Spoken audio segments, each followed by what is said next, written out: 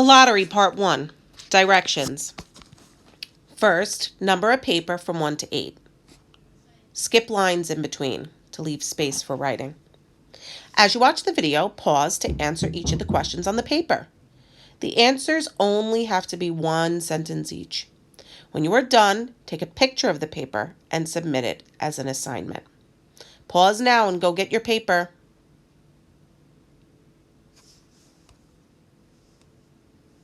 Here are the characters, starting in the top row. Mr. Joe Summers is the owner of the village coal business and he runs the lottery. Mr. Harry Graves is the postmaster. He helps organize and run the lottery. Tessie Hutchinson is the wife of Bill and the mother of 3 Hutchinson children. Bill Hutchinson is the head of the Hutchinson household and Tessie's husband. Second row. Old Man Warner is the village elder. This is his 77th lottery. Steve Adams is the first villager to be called for the lottery. Bill Hutchinson Jr. is the eldest son of Bill and Tessie Hutchinson. Nancy Hutchinson is the daughter of Bill and Tessie Hutchinson. Last row, Jane Dunbar is the wife of Clyde and mother of Horace. Mrs. Delacroix is a villager and she's the mother of Donald. Dave Hutchinson is the youngest son of Bill and Tessie Hutchinson. Jack Watson is the eldest Watson son, and this is his first year drawing as the head of the household.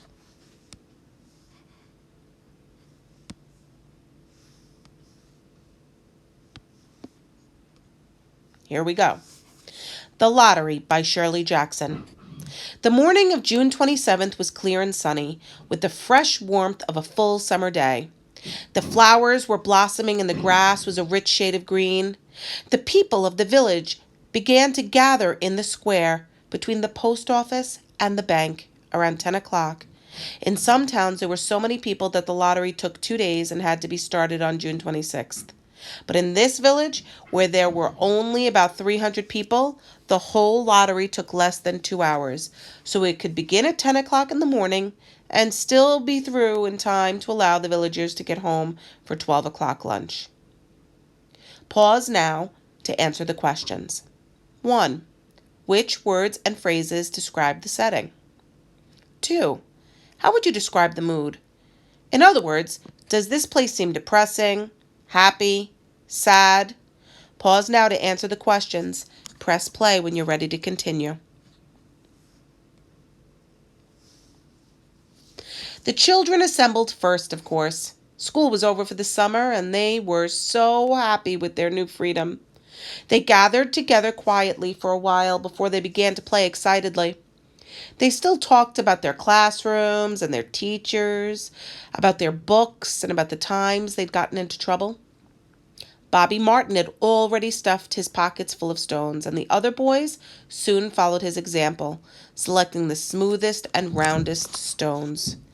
Bobby and Harry Jones and Donald Delacroix, the villagers pronounced his name Delacroix, eventually made a great pile of stones in one corner of the square and guarded it from the other boys.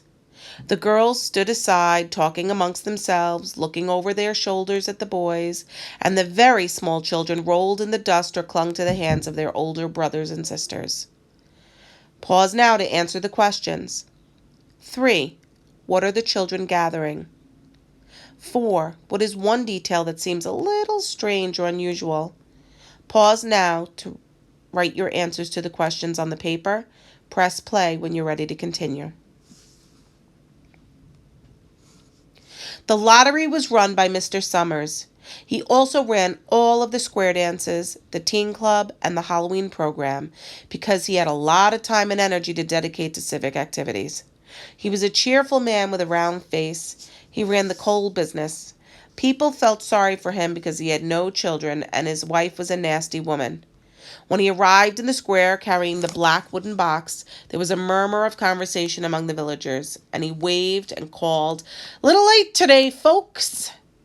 The postmaster, Mr. Graves, followed him carrying a stool, and the stool was put in the center of the square, and Mr. Summers set the black box down on it. The villagers kept their distance, leaving a space between themselves and the stool. And when Mr. Summers said, "Some of you fellows want to give me a hand?" there was a hesitation before two men, Mr. Martin and his oldest son Baxter, came forward to hold the box steady on the stool while Mr. Summers stirred up the papers inside it. Pause now to answer the questions. 5. How do the villagers act when the box arrives? 6. What might this tell you about the box? Pause now to answer the questions. Press play when you're ready to continue.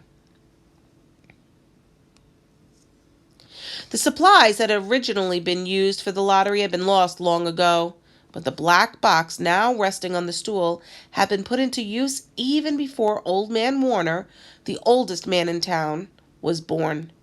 Mr. Summers spoke frequently in the village about making a new box, but no one liked the idea of changing the tradition that was represented by the black box. There was a story that this box had been made with some of the pieces of the original box that had been built when the first people settled down to make a village here. Every year after the lottery, Mr. Summers began talking again about a new box. But every year the subject was dropped and nothing was done. The black box grew shabbier each year.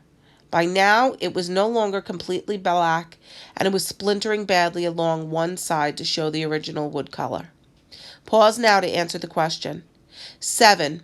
Even though the black box is old and worn, they still use it because it is a tradition.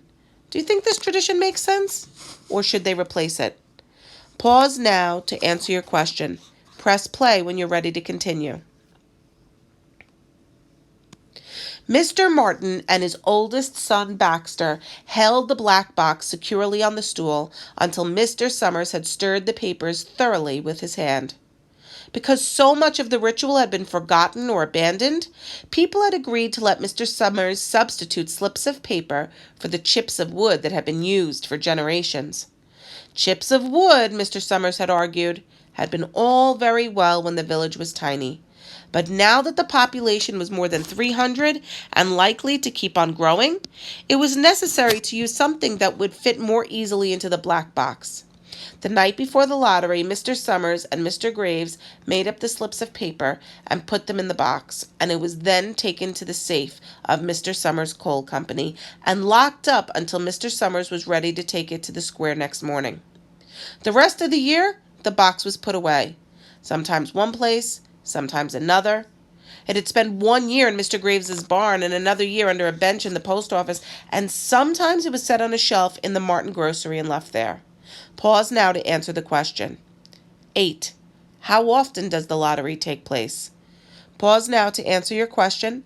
Press play when you're ready to continue.